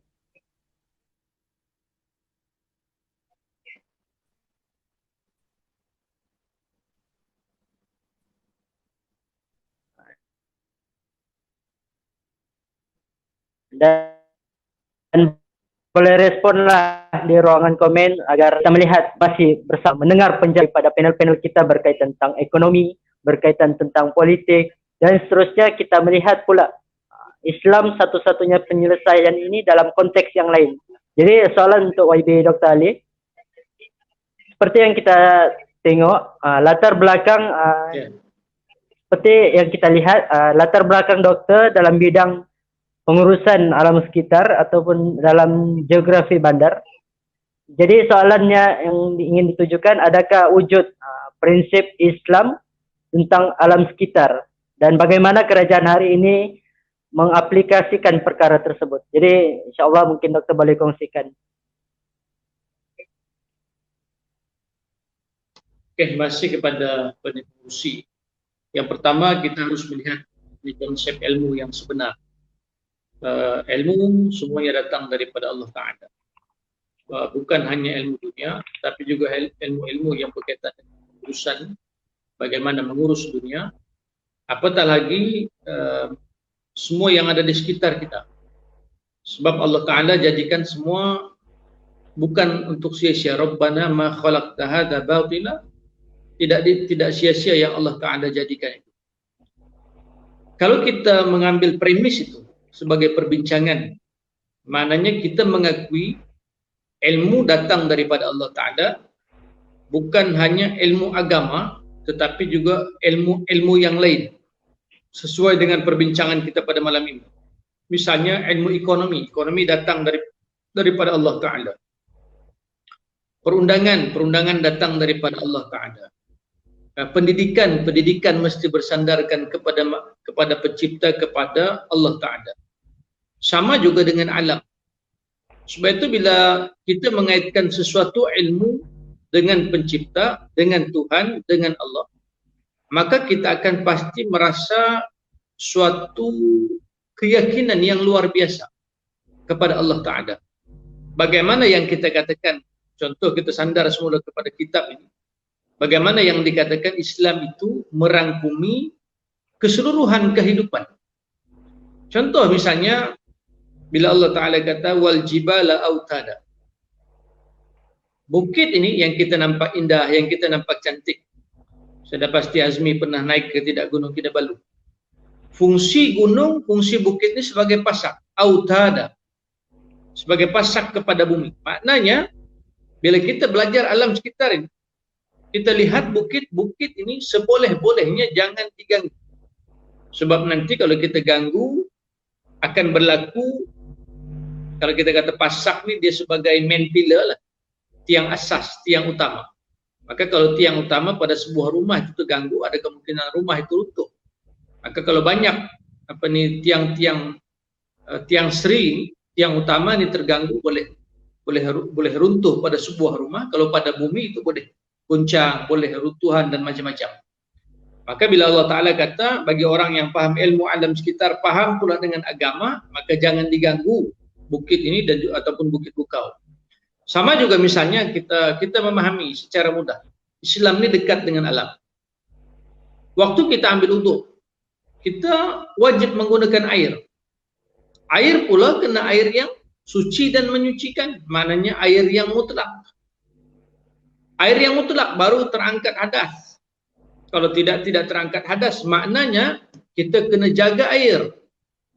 Orang Islam yang ada ilmu ataupun yang paham agama kena memahami ini adalah perintah daripada Allah Ta'ala. Kalau tidak, kita tidak boleh buat suatu rukun yang sangat besar dalam agama, iaitulah sembahyang. Kalau sudah memang tidak ada, boleh bertayamum lah. Tapi kita nak sandarkan kepada pentingnya air untuk kehidupan kita sebagai seorang Islam. Hatta Nabi sebut, ketika mana berlakunya kiamat, maka andai ada di tangan kamu batang pokok, maka tanam. Tanam, bagaimana kita dilatih untuk sayang kepada alam sekitar. Waktu berperang, contohnya, ini kita dilatih nih bagi mereka yang paham agama. Berperang, jangan potong pokok, jangan bunuh wanita. Maka pesan agama, jangan potong pokok. Pokok ini menjadi suatu penyumbang penting kepada manusia. Nah, bagaimana kita bernafas adalah sumbangan daripada tumbuh-tumbuhan. Nah, kalau tidak kita sukar. Sains, betul. Sains ada kepentingan, tetapi sains dia cuma mengkaji dan mencari solusi. Tidak ada ahli sains yang boleh mencipta air seperti mana air yang dicipta oleh Allah. Tidak ada ahli sains yang boleh mencipta pokok yang fungsinya seumpama fungsi yang dijadikan oleh Tuhan. Boleh cipta pokok, tapi pokok plastik, pokok yang tidak boleh mengeluarkan oksigen, pokok yang tidak boleh menyerap habuk, pokok yang tidak boleh menjadi kanopi ketika mana berlakunya getaran hidrologi. Maka itu diantara sifat. Ahli sains boleh mengkaji, boleh mencari solusi, tetapi usulnya, fitrahnya tetap datang daripada Tuhan. Sebab itulah sepatutnya bagi kita yang paham ilmu alam, ilmu pengurusan alam sekitar dan sebagainya, sepatutnya kita orang Islam ini kena beramal dengan ilmu yang kita fahamkan. Waktu kita nak membangun, hati-hati, jangan suka-suka menghancurkan, merosakkan alam. Jangan suka-suka potong pokok, jangan suka-suka meruntuhkan bukit, jangan suka-suka mengambil balak, nanti akan terganggu air. Kalau penonton boleh meneliti sikit, siapa tidak mau masuk ke dalam secara akademiknya. Laporan Brundtland tahun 87. laporan daripada World Commission of Environment and Development Seminar tahun 87, laporan Brandon mengenai konsep sustainable development. Sebenarnya konsep sustainable development ini ataupun konsep pembangunan mapan datang selari dengan apa yang ditunjukkan oleh agama. Kita boleh guna sekarang, tapi jangan lupa nanti yang kamu guna sekarang, kamu mau air bersih, kamu ada anak, anak kamu juga mau air bersih, akan ada cucu, cucu pun kamu juga mau air bersih. Maka jaga alam sekitar. Kamu yang hidup sekarang jaga alam, sebab alam ini diperlukan oleh insan-insan ataupun manusia selepas daripada itu. Sebab itulah Allah Ta'ala sebut ayat yang biasa kita baca, Zuharal fasadu fil barri wal bahri bima kasabat aydin nas. Berlakunya kerosakannya bukan sebab jin, bukan sebab makhluk lain, bukan sebab monyet, bukan sebab harimau, kerosakan alam, tapi akibat daripada tangan-tangan manusia. Tangan-tangan manusia siapa? Tangan-tangan manusia yang tidak tahu yang pertamanya soal halal dan haram, yang kedua dia tidak ada pertimbangan terhadap makhluk-makhluk yang lain. Saya kira yang berlaku dalam persekitaran kita, mungkin dalam konteks Malaysia saya tidak mau analyze secara lebih mendalam, mungkin ke arah yang lebih baik. Misalnya ada environmental impact assessment, penilaian alam sekitar, ini secara akademiknya begitu.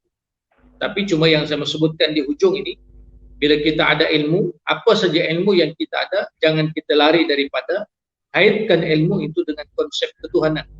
Sebab itu orang Islam sebabnya orang yang paling bersih. Saya pernah dulu buat satu, kalau ada anak murid saya dengar sini, satu sampah, satu dosa. Kita kena ajar, didik.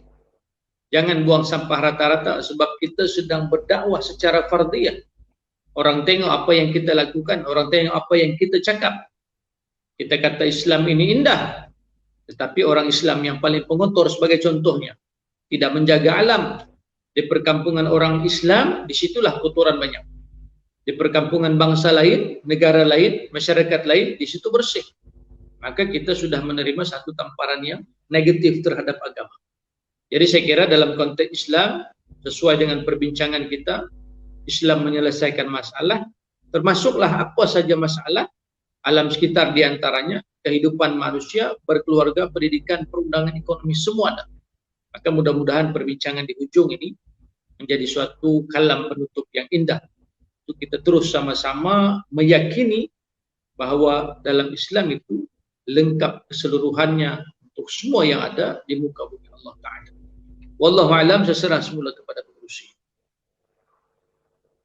Baik, alhamdulillah, terima kasih pada YB Dr. Ali Akbar atas pencerahan sebentar tadi. Jadi kita dapat melihat bahwa ilmu yang kita ada nih, ilmu tidak kisahlah dari segi ilmu apapun, jangan kita pisahkan dengan ilmu ketuhanan itu sendirilah. Itu yang kita boleh simpulkan dalam pencerahan sebentar tadi. Berbagai lagi perkara-perkara yang dibincangkan, dan moga-moga para penonton dapat mengambil segala jawapan-jawapan yang diberikan kepada kedua-dua panel kita pada malam ini. Baik, alhamdulillah kita telah pun selesai ketiga-tiga pusingan pada malam ini, dan kita melihat jika ada soalan-soalan daripada penonton. Jadi untuk sahabat-sahabat yang berada di siaran langsung pada hari ini, boleh komen pesan-pesan sabar untuk kita melihat sama ada anda semua masih berada di dalam ruangan live kita pada malam ini. Sahabat-sahabat mungkin boleh komen pesan-pesan sabar di ruangan komen kalau anda masih lagi setia bersama kita pada live pada malam ini. Jadi insyaAllah kita akan cuba melihat komen-komen daripada sahabat-sahabat semua. Jika ada soalan mungkin boleh dijawablah oleh panel kita. Boleh YB? Okey, boleh. Okey, baik. Sini saya ingin bacakan, mungkin kita boleh bacakan satu soalan untuk panel kita yang pertama dan satu soalan untuk panel yang kedua. Jadi ini soalan yang pertama. yang saya lihatlah di ruangan komen. Soalan daripada Syazwana Zohir. Syazwana Zohir. Ataupun kita boleh baca komen yang dipaparkan ini daripada Zaki. Dia punya soalan hampir sama dengan soalan Syazwana Zohir ni. Jadi saya akan bacakan agak tepat lagi lah. Soalan kepada YB Dr. Ali Akbar. Pada awal pelantikan YB sebagai Ahli Dewan Undangan Negeri Sabah, ada salah faham bahawa kehadiran PAS ataupun Parti Islam Indonesia dalam pentadbiran Sabah yang akan menyebabkan ketidakstabilan dan kalangan masyarakat majmuk di Sabah. Ini sentimen-sentimen lah pada awalnya. Dan soalannya, bagaimana penerimaan mereka sekarang kepada YB daripada PAS? Adakah sudah positif ataupun masih lagi dengan sikap paranoid? Jadi insyaAllah dipersilakanlah YB untuk menjawab. Masih pada yang bersoal.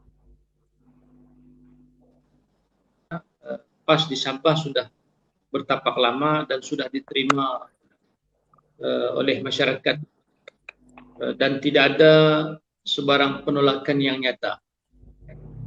Sejak daripada tahun 80-an bertapak di Sabah, kita sudah ada 20 kawasan di Sabah. Kita ada sudah lebih daripada 100 pusat asuhan tunas Islam. Kita sudah ada hampir 10 sekolah rendah integrasi teras Islam. Kita sudah ada berbagai institusi. Dan sebenarnya kita sudah berada dalam masyarakat. Kita sudah mendidik masyarakat. Kita sudah bagi ilmu kepada masyarakat. Maknanya kita tidak ada masalah. Cuma akibat daripada keadaan semasa yang kadang-kala sebagian daripada masyarakat bergantung kepada sumber maklumat daripada sosial media. Pihak saya buat sedikit analisis media. Kita dapati secara tuntasnya di kalangan mereka yang seolah-olah menghentam, mengkritik adalah dari kalangan yang kuantitinya terlalu kecil dan kita memahami latar belakang mereka. Mereka ini tidak ada latar belakang yang bagus dalam memahami media sosial.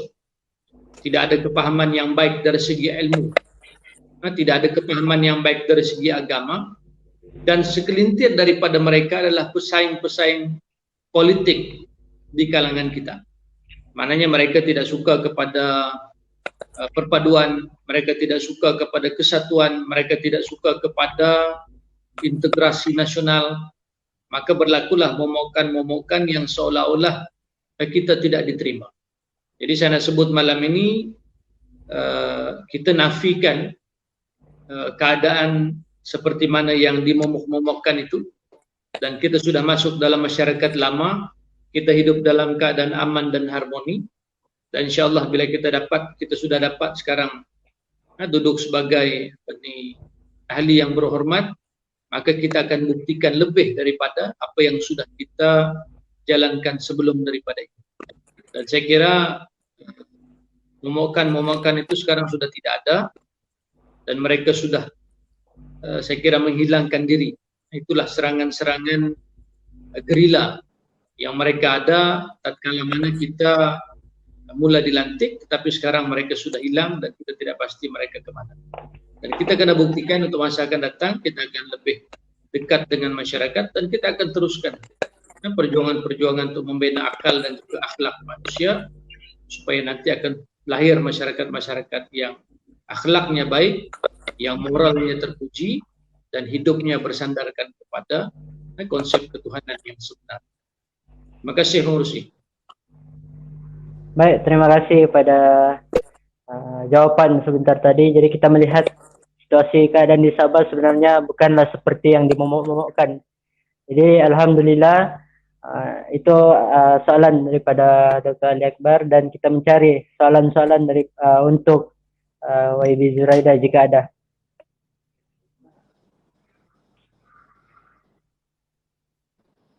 Jadi sahabat-sahabat yang berada di ruangan komen, jika ada soalan mungkin boleh terus ajukan jika ada.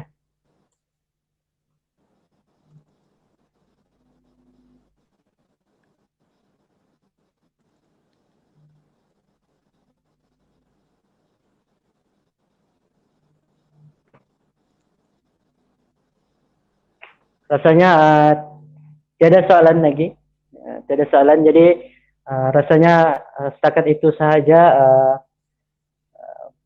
program kita pada malam ini. Setakat itu sahaja program kita pada malam ini, dan saya ingin ucapkan terima kasih kepada kedua-dua panel kita pada malam ini yang sudi meluangkan masa untuk menjelaskan lebih mendalam berkaitan tentang buku yang bertajuk Islam Satu-Satunya Penyelesaian. Lalu banyak benda yang kita boleh simpulkan pada malam ini, dan kita dapat melihat bahwa Islam itu adalah agama yang sempurna, yang syumul dan merangkumi kepada semua perkara. Kita melihat tadi soalan-soalan yang ditujukan merangkumi pelbagai perkara, dari segi politiknya, dari segi ekonomi, dari segi alam sekitar. Semua itu ada penyelesaian-penyelesaian mengikut daripada ajaran yang Islam tetapkan. Jadi kita dapat melihatlah, jadi perkara semua ini ada beberapa perkara lah yang kita boleh simpulkan. Dan kepada semua penonton yang mengikuti secara langsung pada malam ini, moga-moga apa yang kita perdengarkan, yang diperdengarkan pada malam ini, kita yang pertama sekali kita dapat memperbetulkanlah minda kita jika ada perkara-perkara yang selama ini dimomok-momokkan, seperti yang kita lihat kan, perkara-perkara yang cuba dimanipulasikan. Jadi perkara-perkara itu jelas kita dapat jawapannya pada hari ini.